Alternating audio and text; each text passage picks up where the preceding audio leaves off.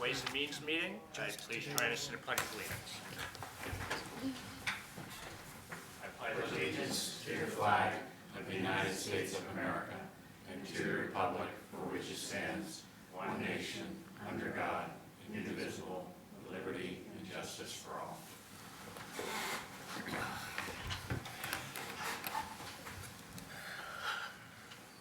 All right, first up is public participation. Do we have any public to participate? No? All right, and moving on to the January town meeting warrant articles. The first one is replenish the reserve fund. David, does subcommittee have a report? Yes. So we started our subcommittee meeting just with some general statements, which I'll make. Free cash this year was certified at $24,975,130. Stabilization has approximately $10 million, which is remained the same. With this warrant, if everything passes as the administration has proposed, we'll be spending $1,335,678. Free cash benefited from higher expected building permits this year. The meals taxes have certainly rebounded back to pre-pandemic levels, and only thing really lagging is still the hotels, although there are some promising signs from some of the bigger hotels that we've had conversations with. So, getting on to number 3, replenish of the reserve fund for $100,000. This is the Ways and Means Emergency Fund. We fund this with $200,000 at the initial budget season, and then we augment it with another $100,000 once free cash is certified. Gives us the ability to pay for emergency spendings without calling a special town meeting. To date, we've not spent anything on it, but we did have to repair a fire engine. So that may be coming to us, or based on when we need the funds, it may wait till May, but we may see that coming. So there'll be a total of 300. So it's 100 from free cash to the reserve fund. Subcommittee voted 2-0 in favor. Anything for administration? Very good. Any discussion? Motion to approve. Second. Thank you. All right, we'll go with the around the table method here. Brad? Aye. Ed? Aye. Sonia? Yes. Mike? Yes. Steve? Yes. Doug? Yes. Roger? Yes. Chris? Yes. Megan? Yes. David? Yes. Chair votes yes.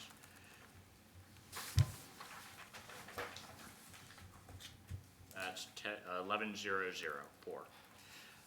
Okay, next is Article 4, stabilization. David? So as back in September, this is transfer from free cash to stabilization, the amount of $230,000.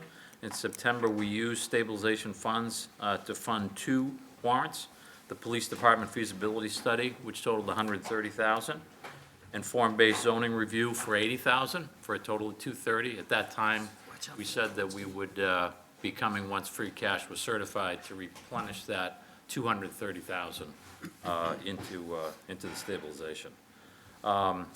Just on a side, so the subcommittee voted on that 2-0, but we did have further discussion on the stabilization account. You know, Frank and I have, we're at a $10 million mark right now, which always seems to be appropriate, but there's really no magic formula that we've looked at.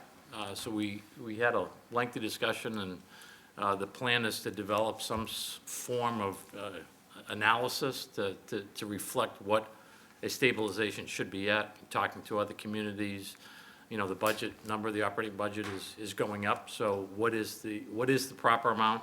We will have further discussions on that, and something to present more formal to the committee once that goes. But for this one, we're not suggesting we replenish any additional ones except the 230 that we used in September. There's a plan to have a plan. Anything from administration? Discussion? Steve? Do you know if the state has any recommendations on guidelines for towns or municipalities regarding stabilization? They do not. Again, every city or town does it a little bit differently. Stabilization is just one of our reserves, and one of the metrics that we've used as a committee over the years is to have about 10% of the operating budget in reserves, which for us, that would be free cash and stabilization, as well as, we have the reserve fund, as well as occasionally we are able to have overlay as a reserve as well, in addition to our unused taxing capacity, which we're about 12 million under Proposition 2.5 limit on the most recent years. So some towns keep all their money in stabilization, some keep none in stabilization and all in free cash, so it's really, different flavors for different communities. We're not too particular about which pocket we save it in, as long as we have good reserves for the future. Thanks. But we're open to discussing a policy if the committee wishes to moving forward. Motion to approve? Second. Katie? Brad? Yes. Ed? Yes. Sonia? Yes. Chris Campbell? Yes. Mike? Yes. Steve? Yes. Doug? Yes. Roger? Yes. Chris Delaney? Yes. Megan? Yes. Yes. Excellent.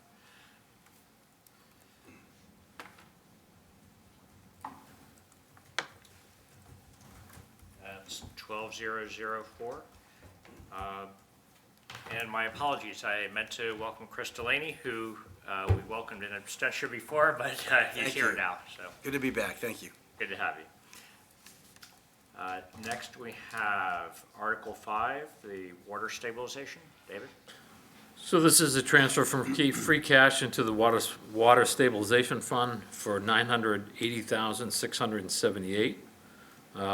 There's a standing procedure that we collect temporary incremental water usage fees as a way to finance for the bond for the MWR connection project.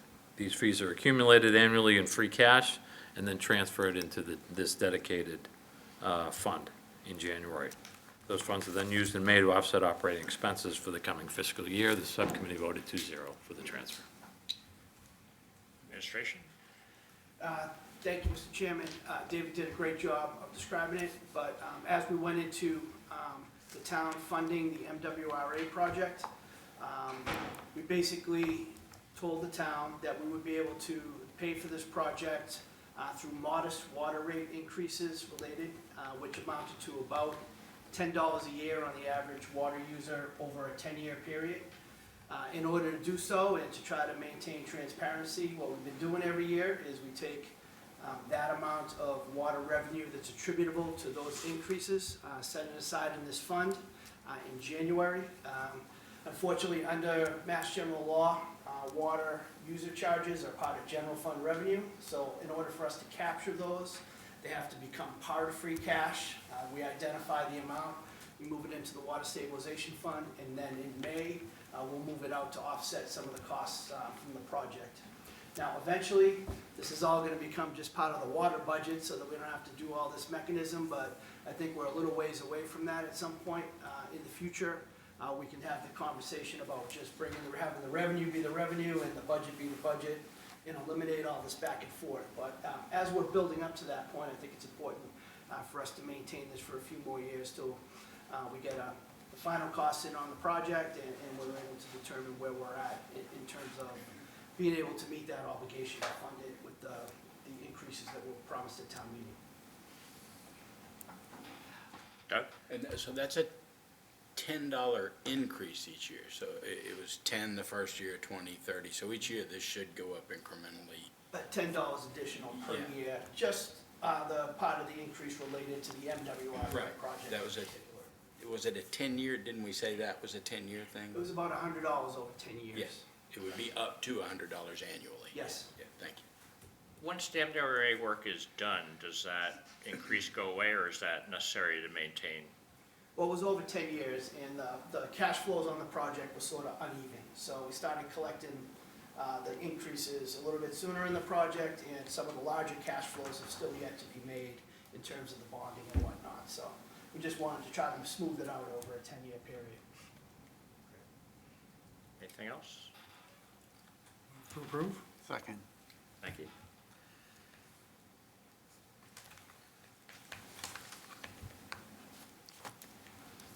Brad? Ed? Yes. Sonia? Yes. Chris? Yes. Mike? Yes. Steve? Yes. Doug? Roger? Yes. Chris? Yes. Yes. Megan? Yes. Dave? Chair votes yes. Probably do a show of hands if we want, like we used to. You're right, no one's remote. I'm not used to that. Thank you for that. We'll change. Okay. Next is Article 6, the Burlington Municipal Employees Association contract. David? Yes, we have a settled contract with the BMEA. The total amount of this transfer will be $204,568, coming from negotiated settlements, which was part of last year's budget, so it's not it's a transfer out of that account. Union is comprised of roughly 100 people. The contract has been settled for fiscal '23, '24, and '25 at 2.5, 2.5, 2.5. There are some adjustments to the step increases in later years, like we've seen with other contracts. This is very similar to the other contracts that have already been settled. There was also a pool of education money going from $5,000 to $7,500 increase to be utilized for these employees. And we'll see that in next year's operating budget as well. Again, the funding source is from negotiated settlements, which was already budgeted for last year. The settlement is aligned with other unions. Subcommittee voted 2-0 to support. Administration, anything? Thank you, Mr. Chairman. I just want to add, since we're on camera, I want to take the opportunity to thank the folks in all of the unions for their hard work on this. These are never easy negotiating any collective bargaining agreement, and they always do it with the most professionalism. And, you know, I'm not saying that's, we're nice to each other the whole time, but everybody's professional, and getting a deal done isn't easy, so I want to thank them while we're on camera. Any questions? Motion to approve, Mr. Chairman. Second? Thank you. Show of hands, yes? No? Abstain? Very good. All right, that's 12-0-0-4.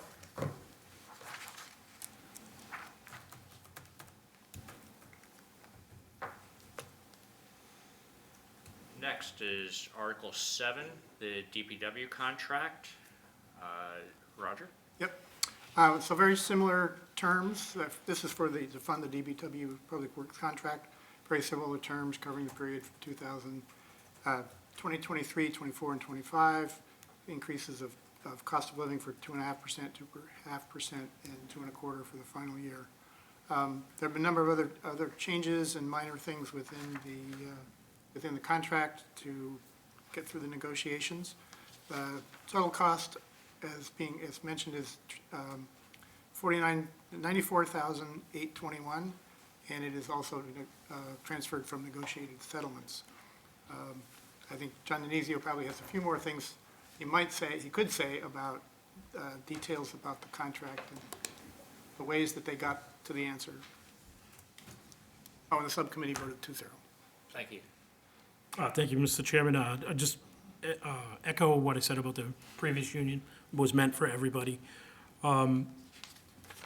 This contract has a few other small details in it, with changing of a tool stipend and some on-call rate, but again, it almost mirrors the other contracts in structure, with a increase on a rate and then some changes between steps.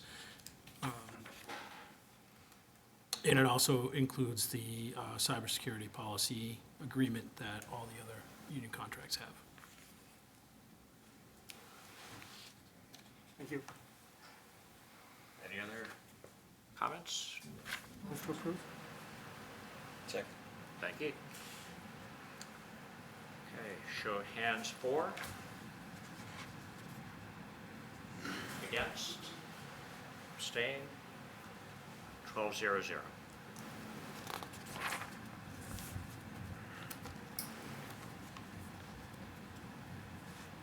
All right. Article 8, the administrative plan. Town Poland. David? This is to fund the A and P group for 2023. The amount being transferred from negotiated settlements, $134,934. The A and P group is a non-union group made up of 42 professional department heads and staff. Although they're non-union, they do collectively bargain each year. This is a one-year settlement that they do year to year for 2%, with some similar step adjustments as John mentioned on some of the other contracts. Again, the funding source is negotiated settlements. Subcommittee voted 2-0 in favor. And how many people was that, you said? 42. 40, thank you. 42? 42. Great, thank you. Administration? John? No? No? I don't really have anything to add, Mr. Chairman, but I just want to let the committee know that, this is something we want to work on going forward.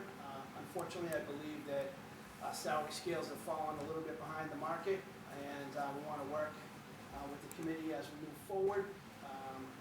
We can't find people for many of the jobs, the skilled positions, the department heads in the town at this point. Remember when I came to the town, we would have 10 solid applicants for every open job, and at this point, there are less people going into municipal jobs, there's less people working in general. And in order for us to attract and retain the type of talent that we need to run this large, complicated town with all that we have going on, we're gonna wanna be competing with the communities at the higher end of the scale. So we have, through a grant that Whitney received, we're doing a salary and compensation study of the folks in this not collective bargaining, but a group of people, and we hope to report back to you and be able to work out a plan as to how we can sort of get compensation back to fair market value. I'm not here to tell you that we're way behind or anything like that, but in order to be competitive, things have really changed over the past few years. And I will echo that also on our union contracts. We have unfilled positions now. We can't get CDL drivers, we can't get public health nurses, we have very low applications for clerical positions in town, and this is really a very different thing that I never thought that I would see in my day, working for the town, where these positions would not be desirable, and that there wouldn't be people, fighting really hard to get the jobs. It's really a changing job market out there, and we're having a lot of trouble filling many of these jobs, just as the world at large is at this point. So we're going to continue those discussions with you. I do think it's one of the most important things for the town moving forward, is to just figure out how to attract and retain talented people as we have over the years. So I appreciate you giving me a few minutes.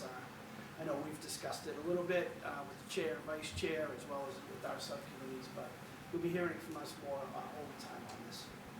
The survey you're doing is across all positions, not just A and P, right? The survey particulars on A&P. It is A and P, okay. Yes. All right. Steve? Could you just provide a sampling of the positions that fall under A and P, like the position title, for example? Most of your department heads and assistant department heads, as well as a couple other professional positions. But So it's mostly the leaders of the groups? yes. Okay, thanks. Anything else? Motion to approve, Mr. Chairman. Second. Thank you. Show of hands for. Against? Abstain? That's 12-0-0-4.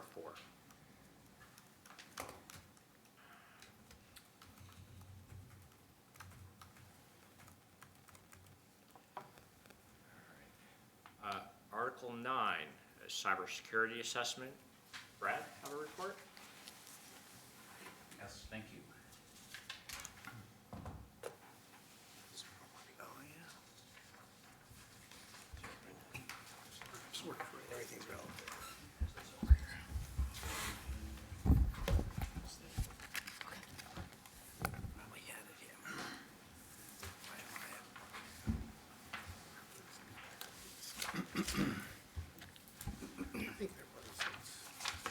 So Last week, Megan and I and Ed by WebEx met with, actually, gentlemen, why don't you introduce yourselves to the committee? Joe Bongiorno, IT. Testimonial. Jose de Souza, IT. Welcome. So for Article 9, the cybersecurity assessment, the request is for $25,000, and it's to hire a consulting firm to provide 2 services. The first of which is a training. So the agreement that has been negotiated is to conduct 8 to 10 hours of training with department heads to develop processes for emergency management of cybersecurity threats. So this is there are 5 phases to this training. The identification of, I was going to say IT assets, but informational assets, protection of those assets, detection of threats, response to those threats, and finally, recovery from any such attack. Joe Bongiorno has explained over the years that cybersecurity is as much or even more about processes and training as it is about IT tools and infrastructure. The second part of the services that would be provided is there's an interactive database that we'd have a 1-year agreement to use where department heads could collect the results of answering the questions on those 5 different areas to, and there's sufficient structure on the input to guide the department heads on entering the information. This data is in a format that's not only useful for internal reporting, but one example they gave was when the town applies to insurance companies to insure us against cybersecurity threats, the information is already packaged in such a way that the insurance companies, in the form that the insurance companies would expect. So the request for the services is the part of a long-term arc of emergency management development for the MIS department. In fact, this contract has been in negotiation for 18 months now. The consulting firm is on the state bid list, and it's one of the few companies that can provide these particular services that the MIS department is requesting. MIS determined these services could not be provided in-house, essentially because it's a moving target, and they've got other things to do than keep track of that moving target. So this request is coming before us in January rather than May because of the urgency of getting everybody up to speed. In fact, they would have made the request this past September if the negotiation had come to terms earlier. So I believe I touched on the high points. The Town Hall 2 subcommittee voted 2-0 to support, and I'm sure the gentleman will be willing to answer any and all questions. Thank you. Hi, Joe. Hi, Jose. Would you guys like to add anything to that, or? I would just say that one of the other major points is going to be a baseline assessment. So each department will get their own individual baseline assessment, how they line up with protecting cybersecurity. Okay. Any questions? Motion to approve, Mr. Chairman. Second. Thank you. All right, show of hands for. Against, abstain. It's 12-0-0 approved. Thank you, gentlemen. Thank you. Thanks, guys. Thanks for coming. Okay, Article 10, the 5-year solid waste contract. Roger? Sonia and I met with DPW about the contract. I don't want to cut her out completely of the discussion. If you would care to do this one, I'll go right ahead, or, Oh, I mean, I was yeah. prepared, but this one's an easy one, Mr. Chairman. There's this is really just a technicality. For those of us who are on the committee or who are familiar with the way contracts are done in municipal government, if you're going to go for a 5-year contract, you need an approval from town meeting and a blessing in order to enter into that contract. So this is not the contract that we're voting on. We're not voting on the actual, it's not going out to bid yet, but you need to have the approval of the body in order to enter into a 5-year contract. Clearly, you can get a better financial gain if you go into a 5-year contract with the trash, and we have traditionally done that in Burlington. So this is just a very straightforward approval on behalf of, so that the select board, or really so that the administration can go out to bid when the time comes. For 5 years, subcommittee voted 2-0. In particular, is anything over 3 years requires that? Anything over 3. So we've always done, I mean, my memory is it's always a 5-year.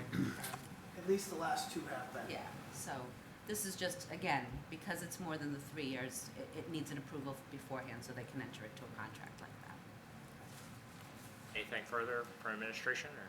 I think Sonia covered it perfectly. Just to say, we'll be working towards that contract, and we just want to have the flexibility to go 5 years if in fact that's the best financial deal for the town. If you've been following select board meetings, we're in for a little bit of a wallop on trash this year, but I think we've gotten the word out enough on that. But the numbers will be in, and we hope to have something in place before the May town meeting, and to inform our budget decisions as we move forward. So this is strictly for permission to do a 5-year if that turns out to be the best deal for the town. When does the current contract expire? June 30th. Yep, June 30th. Okay. Mr. Chairman, if I may, new DPW Director Brian White, I'm not sure, this might be his first visit here. Brian's worked with us for many years. I started out as an intern from Shawsheen, and we're very proud to have been able to appoint John Sanchez's replacement from internally. It's a great credit to the department for being able to develop talent on this level. So we're very thankful to have had Brian available to us. Absolutely. Welcome aboard. Welcome. Thank you. Any questions? Motion to approve? Second? Thank you. Those in favor? Spoiled the Opposed? Abstained? He wasn't fast enough, you're just trying to prompt him, right? I know, I'm falling behind. All right. Thank you very much. That's 12,004. Good chairman, if you want to read our rights, we'll have to ask that stuff. Quality's gone downhill, clearly. We work with what we have. Article 11, the transportation infrastructure. David? Yep. This is a transfer into the Transportation Infrastructure Fund of $14,830.40. This relates to the commercial rideshare programs. Each rideshare that's originated from the town is assessed a 20-cent fee, half of which goes back to the town of Burlington. The appropriations to be used to impact, or to be used for our transportation needs.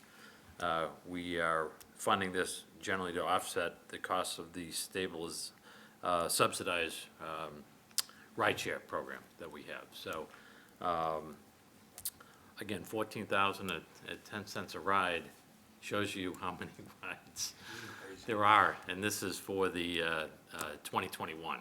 So we didn't have all the data in front, but I was amazed. In 2019, there were 312,000 rides that originated in the town of Burlington, 325,000 that ended in the town of Burlington. So it's amazing how much it's used. So this is just a transfer into that fund. Wow.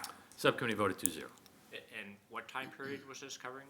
2021, calendar year. Anything from administration? Yeah, I'd just like to, thank you, Mr. Chairman. I just want to add that when we receive this money from the state, it has to go into a receipts reserve, this infrastructure fund, and the transfer is actually from that fund. It has to be by the appropriating body appropriated, so we will transfer it into the local transportation revolving fund to offset the costs of the subsidized rideshare program. And Frank didn't believe there was 148,000 rides until we told him there were 320,000 rides 2 years before COVID. So we're on the rise up. There was only 120,000 in 2020, so it's coming back. People are using Uber and Lyft again. So. A lot of rides. You got something, Roger? A question, so the local transportation budget is used to fund this discounted rides for seniors. Do we have any information about how many people are using the service? We do, I don't have it with me, but we've spent about, so we have the local transportation revolving account has about, Whit probably has about $200,000 in it to start the year. We transferred in 50 from the operating budget to help support this program. Through 6 months, we spent about 50 on it, so it's gonna cost, a little more than 100,000. This will help offset that. In terms of rides, number of What time rides, period are we looking at? whatever you have, right? Like per month, like 830. It's still progressively growing. It's pretty much a curve up at this point. And you At may December recall, was we rolled it out right at the beginning of COVID, so the timing wasn't great. And, there's been some work to get some of the seniors comfortable and using this type of rideshare program. We are getting a lot of positive feedback from the people that are using it. It is door to door, unlike the. Curb to curb. Curb to curb, sorry. They're very particular about that. It's safer that way. And, I think people like the fact that they can actually take a ride out of town if they have something at Winchester Hospital, or if they, it's not limited to a fixed route, like the Beeline was. So that's the feedback we've gotten, and, COA's been working really hard. We want people to use it, so with outreach and trying to get people to use the program. So I think the numbers will show if we're able to sort of see the progression that every month that goes by. Steadily climbing. Going up. I'm glad you asked the question. I'm sure town meeting will ask the same question, so we'll try to maybe get a chart for the back of the room.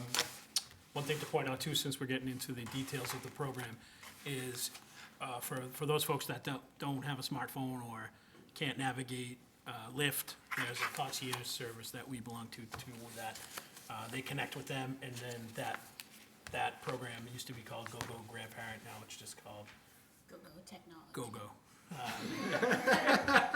So they'll book the ride. for I'm the person. understanding why it's more popular now. For the technologically challenged folks that aren't comfortable, ordering a ride on their smartphone, they have the option for them to call in and arrange the same type of ride. Great program.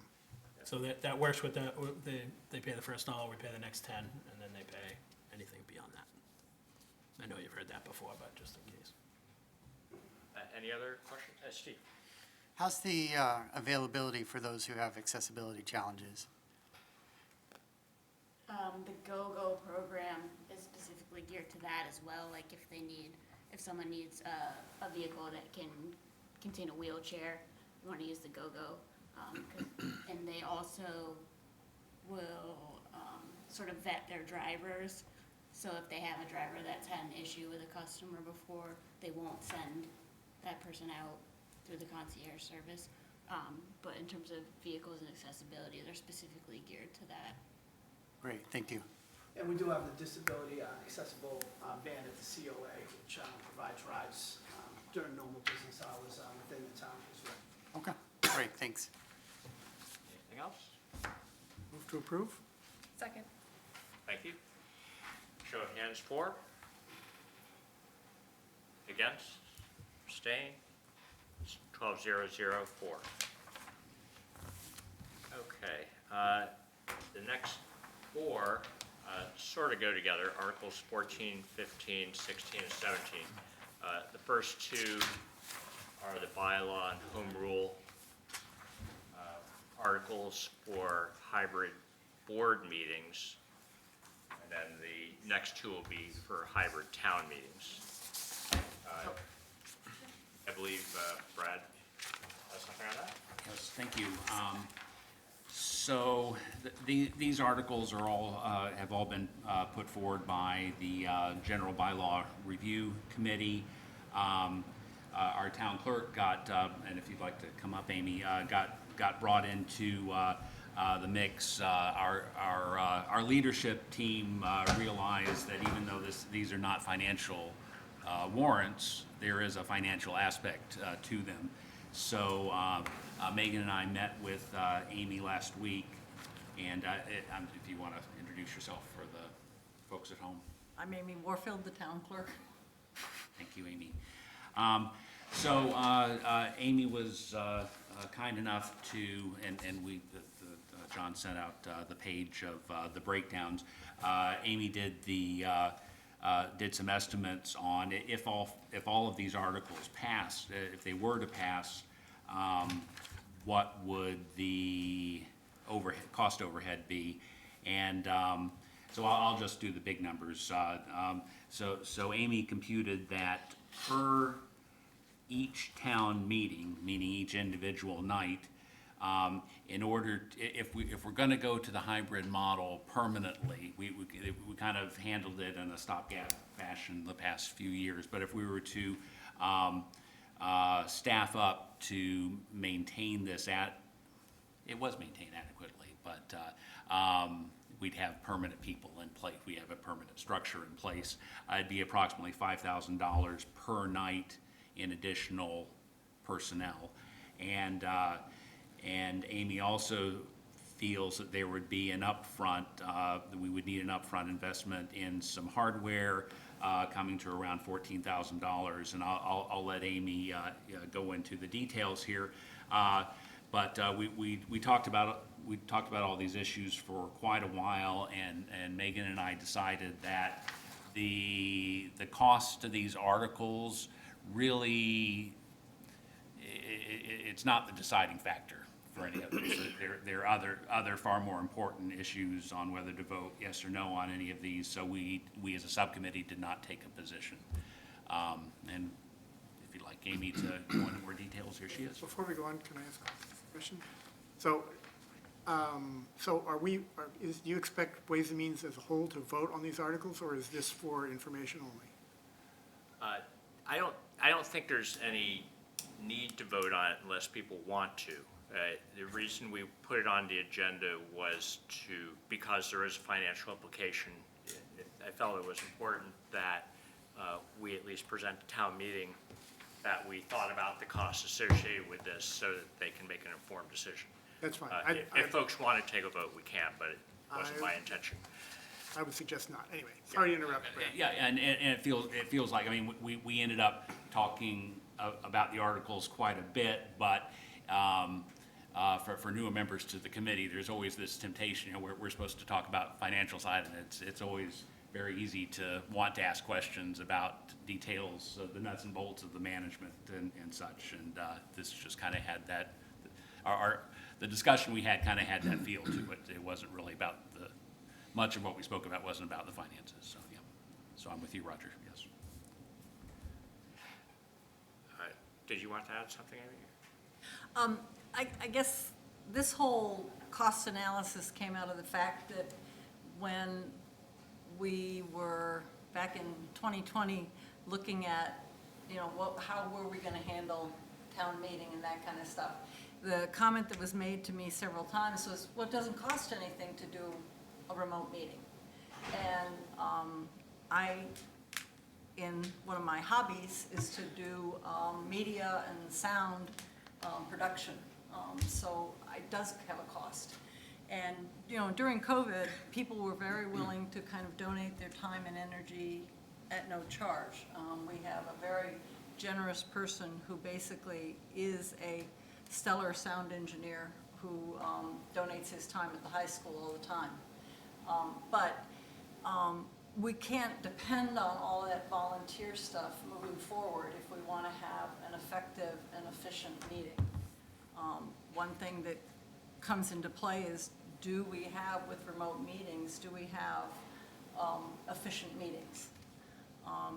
And that's something, again, that can be debated both sides.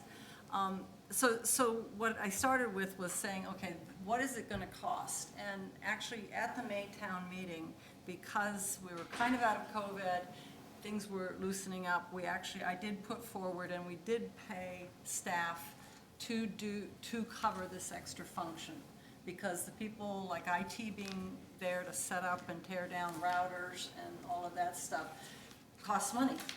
And so that's where I came up with these, and like I say further up, it's kind of the back of the envelope budgeting. I just kind of came up with, okay, so roughly what do we pay people? The cost of the sound engineer, we did have, during Maytown meeting, we did have to hire a gentleman one night, and it was about $600 for that one evening. That's what sound engineers make. So realistically, although we have somebody that's kind of willing to, volunteer their time, we can't always depend on that to have an efficient and effective meeting. The other problem, or the other situation with this is that this is also producing I'll call it producing a town meeting, is not just a one-night thing.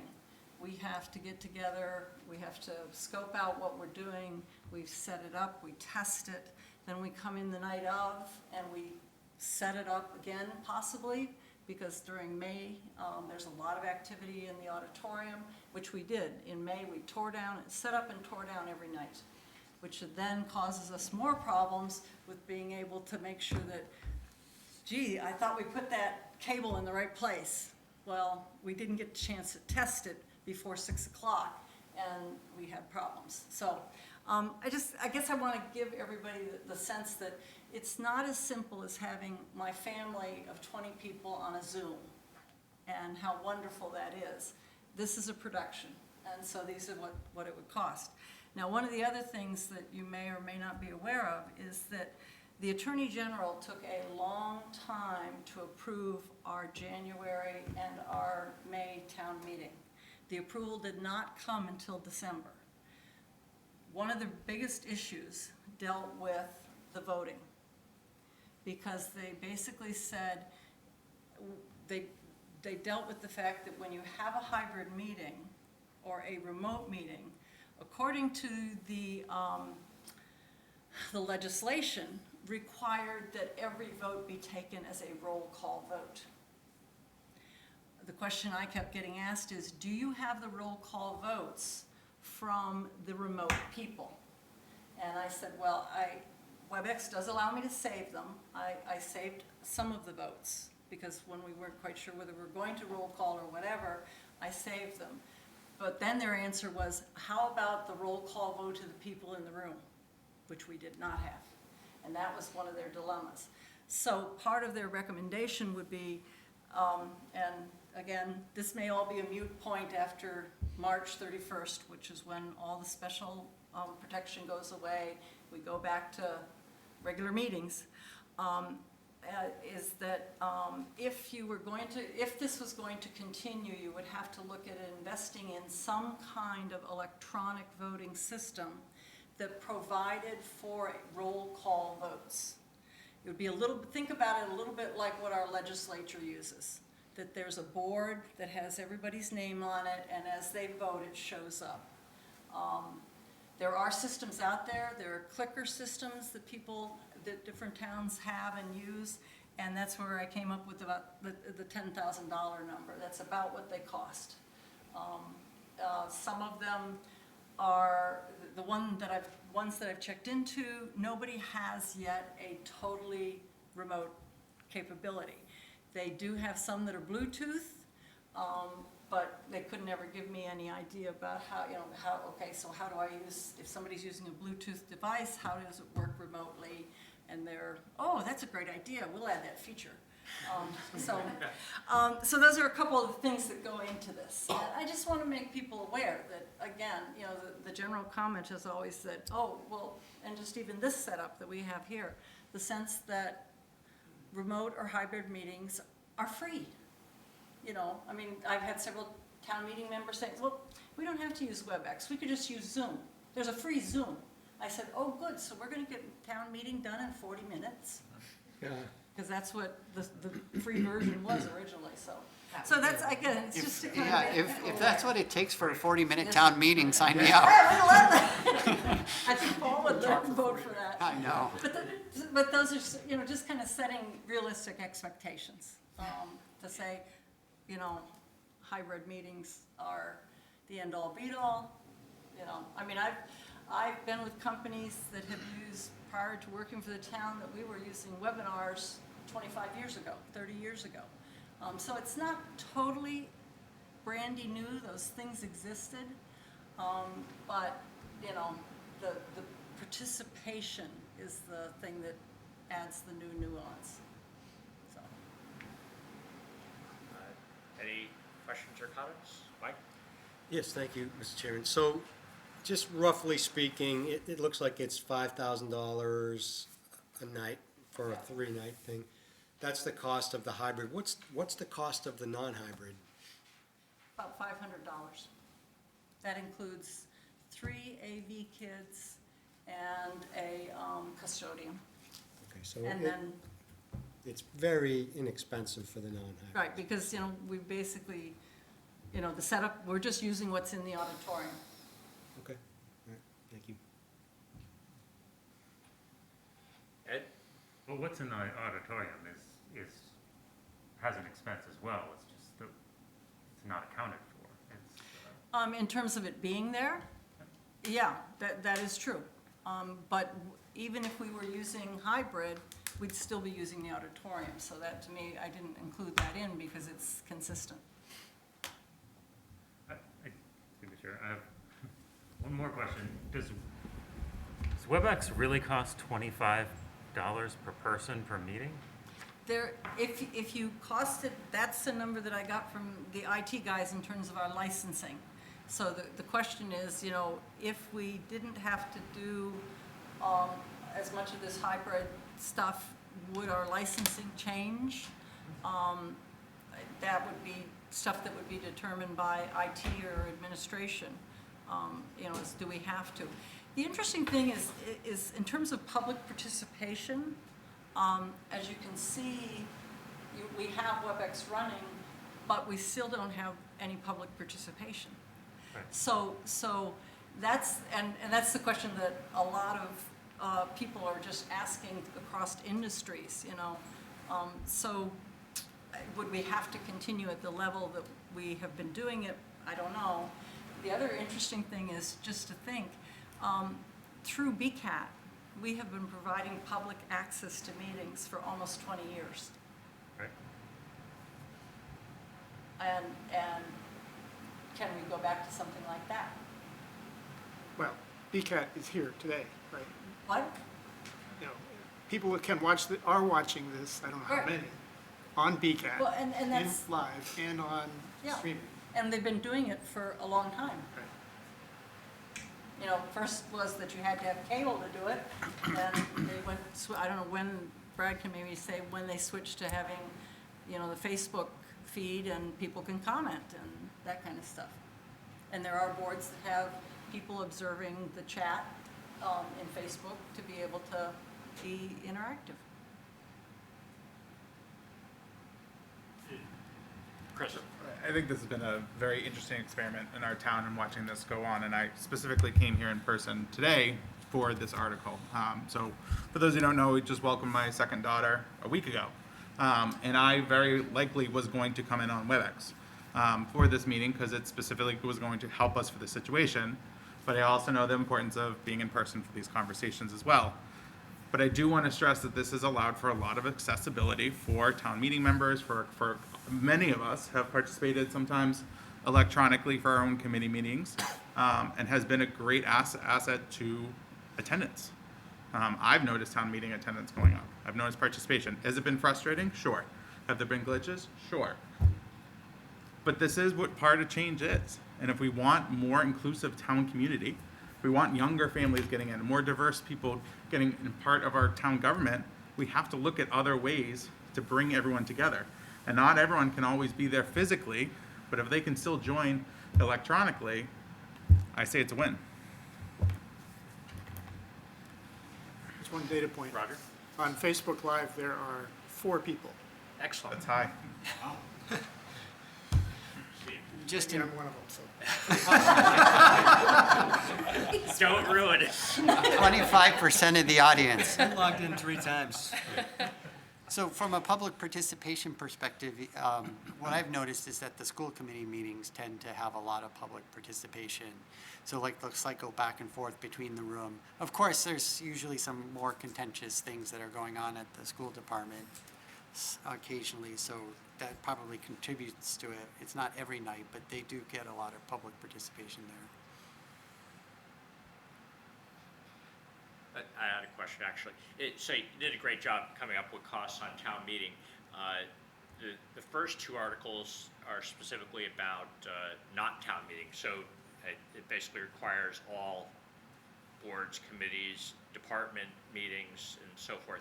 Basically every public meeting involved with government to be hybrid. Do you have any sense of what additional costs there might be, to outfit places that don't have a WebEx setup, for instance, to have a computer, a monitor of some sort? Well, I know that, the particular setup here, I think, was about $3,500. So, at a large monitor, I mean, those are, unless you really go real high def, most of them are, $400 or $500, you can get a pretty good sized monitor. So, I think that's what you'd be looking at, and then whatever, I think, the whole system, I think, included the camera and these little pods, which are the speakers. So you can do that. The other thing is there's a series of products called Owls. I don't know if any of you guys have used them at work. Basically, they're a 3D camera that can be set in the center of a table. So if you had a smaller board, and you could use something like an owl. I worked with, we have about 3 or 4 of them with what I do a lot of weekly.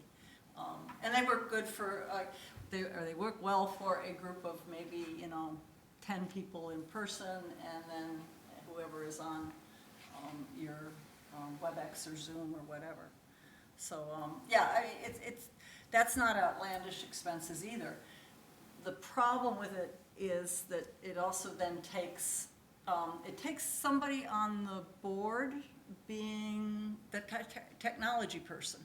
So, because, you can't always guarantee that it's going to work right or get it set up, or, we did have one glitch that I think affected, I can't remember what meeting it affected, no, it was planning, where, the website was down. And so, those are the kinds of things. Just, again, having somebody that is technology oriented enough to be able to make it work. The only other feedback that I've gotten from a couple boards about the articles concerning the open meeting is the concern that you were requiring a hybrid meeting. And the board chairs felt that that took away from their ability to run a meeting.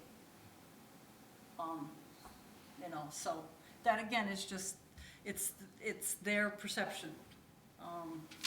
I'm just giving that as feedback, or what I've heard.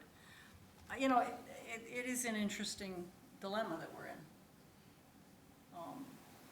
I guess the other thing that, in terms of town meeting, because I have attended all town meetings in the past years in person, is that I would like to see, if you were going to something like hybrid, I would like to see the requirement that everyone's video remains on. Because it is quite interesting to watch what people are really doing during the meeting. And when people turn their video off, and this again comes from the AG's point, is that we don't know if somebody's video is off who is really voting. That was their point. Can you guarantee that even though you have a list of people who voted, that who really was the person that was voting? And I said, no, I don't, because we didn't track that. So those are just things that, nuances that we might have to change if something like that got put into place. Roger? I don't know how far we go in this, but I've just observed that the costs of setting it up, in here there's a big TV and a PC. So the $300 you mentioned for the camera and microphones? $3,500. $3,500, okay, and that's everything, all right. Okay. And we have only 2 conference rooms in the town that are set up this way. And we regularly have meetings in 5 or 6 at least, different places. So if this goes through, if people decide it's worth the offsets, then we're gonna have to put some more money in the IT budget to maintain the infrastructure. Right. Right, there are meetings at the library. Our subcommittees meet with all the department heads in their offices typically. I just went through the meeting list for last week. I noticed the Housing Authority met at Tower Hill, so there's a lot of round things. And, and if people go on a field trip somewhere, Conservation Commission or something, if there's no Wi-Fi, that's obviously a challenge too. And I think one other aspect that you mentioned about subcommittee or committee chairs having to manage the meeting, I think it might get to the point where you actually need a paid facilitator to be on tap Yeah. for some meetings so that, or either to train people how to do it or to actually facilitate, to get that level of interaction. Yeah, because we've been really fortunate, and this is a benefit with using WebEx in terms of controlling a meeting, but that could, again, it just, I'm just trying to point out all the things that I have seen that derail a meeting. And, yeah, if we can address them, and certainly, even this for $30,000 is short money for what our budget is. We have I don't know what the budget this year is, but it's up there in the 50s or $60 million. $30,000 is short money, but, it's, I want to make people aware of the investment so that we can do it right. Good. David? This is probably a very naive question, and I should know more. So we've had to get special approval for the hybrid meetings for the last 2 meetings. And Well, we didn't, we went ahead because, okay, the other piece is we're a representative town meeting, okay? There's only 35 towns in Massachusetts that have representative town meeting. Part of the special legislation that was enacted during the state of emergency and was continued until March allowed for representative town meetings to have remote town meetings. Probably because I'm comfortable with technology and that kind of stuff, I was willing to say, let's take this up a step, because there were a lot of people that wanted to be in person. So that's what, the difference between those 2 words Okay. is what caused some of the delay with the AG approval. And the AG is deciding very shortly whether these types of meetings can continue? No, the legislation ends on March 31st. Okay. Okay. And what these articles and the special act is doing, the special act is going to the legislature, asking the legislature to give Burlington special permission to do this. Okay. Now, we're not the only town that is trying. Lexington, Belmont, and Brookline have also already tried to file some legislation. So, yes, it's basically, this is asking for special permission for Burlington of the legislature. Got it. They're the ones that have to say, they basically Okay. control something that is called Chapter 686, which we don't have a charter, but we are town meetings driven by special act, and then we have bylaws. And so what we have to do is say, okay, to the legislature, can we do this? And then they'll make a determination. Got it. Okay, thank you. That's why the articles seem to be repetitive, because we have to appeal to the legislature to get the okay to do this, and then we also have to change our bylaw to do it. You got something in? Yes, still trying to keep it focused on cost. We had mentioned the need perhaps to have more technology in rooms other than the 2 where we've got a big screen. And I'm wondering if there have been any complaints, because before COVID, I know there was a rule that allowed for hybrid meetings, and I was on a committee that experimented with that, and I just put my laptop at the end of the table, and it worked out. And we're nearly 3 years into it, so a lot of us have been doing those hybrid as well as remote meetings. And I have 3 devices on me right now that I could host a meeting with. I'm not trying to brag, it's just our lives now, we have all these devices. Well, see, So- Doug is being dual, you know? Yeah. So, are people able to take care of this then, with the devices in their pockets, or do you think we really need those rooms to be outfitted? I wonder, oh, I'm sorry. No, you first. I've already spoken, so. If, there's also a difference between a hybrid meeting and a meeting that people can watch, right? I mean, whether it's a hybrid and we're counting people online as part of a quorum and all of that, and so, I mean, still, it's probably the same, but I don't know if you run into more problems with having the right technology and Yeah, I mean, and that's what, starting after March 31st, we go back to, you could still have, and this is what the legislature always was dealing with before COVID, was that you could still have someone being remote from a meeting. The way the open meeting law is written is it deals with the person has to be able to have the stuff that everybody else is seeing and be able to be heard. So it's dealing more with the audio as opposed to audio and video. And it like you found, it is very possible to be able to just from a laptop pointed at a room of 10 people, that you could do that and you could hook up to a WebEx so that somebody who is not in the room could hear and see and participate and do that. The nuance that happened with COVID, of course, was how do we also get the public there? And that's what opened up a bigger situation. And that's what does drive the need in some instances to have a little bit more technology, because you couldn't see a room like this, you know, and I've worked with situations where we've had a laptop on a Lazy Susan and basically turned it around. Okay, so so-and-so's talking, so let's spin it around to them, and then we spin it around. That's where like the owls are really cool, because basically you could put it in the center of the table. It identifies who's talking around the table. So, you know, I mean, talking to my fellow clerks, like I did talk to the clerk in Lexington and Belmont and Brookline and say, how did it go? What are you guys doing? Talking to other clerks, you know, it really varies what people are doing. So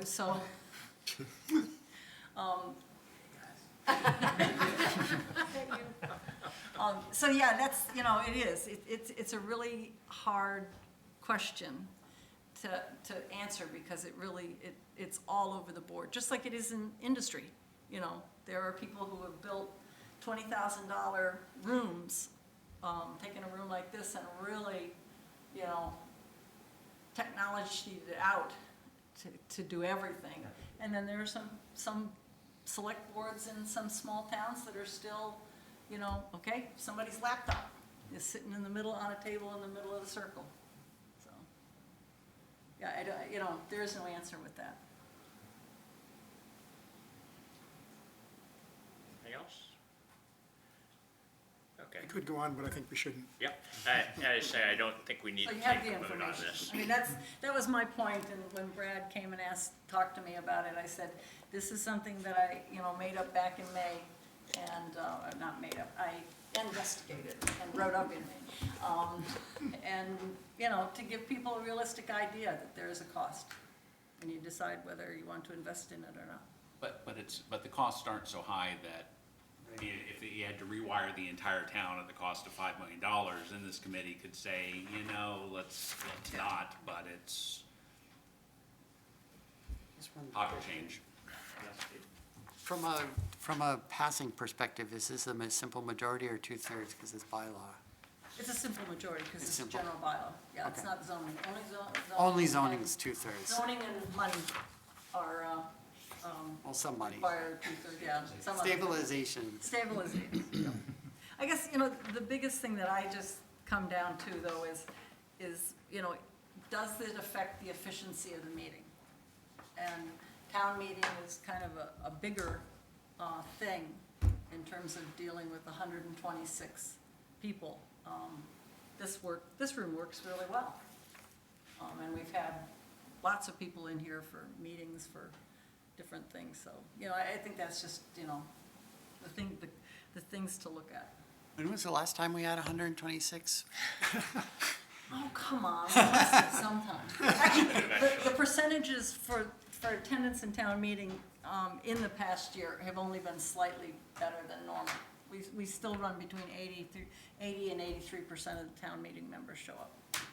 All right, well, it should be a good discussion at town meeting. Yeah. Thank you very much, Amy. You're very welcome. Our final items are approval of minutes. Always a highlight of the meeting. We have, the first one is the July 13th meeting. I didn't receive any comments on the minutes, so I'm assuming that means everyone thought they were wonderful. Move to approve. Second. Thank you. All right, those in favor? Aye.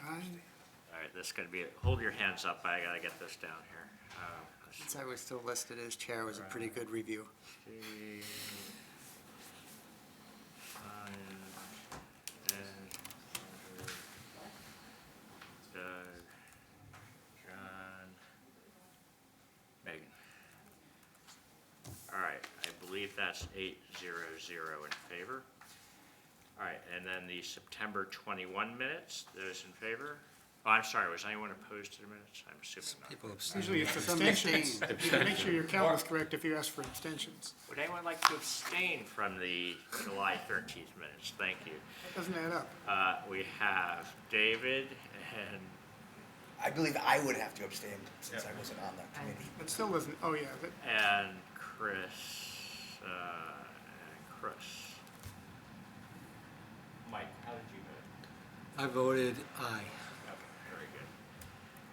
All right, that adds up to 12. Okay, 903. Thank you, Roger. Point of clarification. Appreciate it. Excuse me? Point of clarification, did we decide in the past if you were present for the meeting, if you could vote for and against? the If meeting? you're not present, you can still vote for the Okay. minutes. Thank you. So you may not have as informed an opinion, but you Yeah. can definitely vote. Okay, thanks. Well, if you Question watched last it, time. Yeah. if you watched Maybe- it, Maybe you watched it afterwards, for instance. Very good point. Okay, the July 21st minutes, any comments on that? I didn't receive any in email. Move to approve? second? Thank you. Okay, those in favor? Everyone abstain? Very good. All right, so that is, Did you do September 1st and then July? Because you just mentioned July again. no, I did July and then September. Okay. Did it not seem that way? Yeah, but- Said July 21st. Yeah, you said July. All right, we just voted on September, just so we're clear. Okay, fair enough. Anyone want to I change like your it. vote? I like it that way. After the vote, you're gonna tell us what we just voted on. Sounds like You something, all voted to give me a pay raise. sounds like something Congress would That's, do. that's 1101, which adds Infinite up. pay raise, Very good. Did anyone have anything else for the meeting? right? Motion to adjourn? Very good. We're adjourned. Thank you. All right, thank you, everyone. If you could throw the switch there, please. Thank you.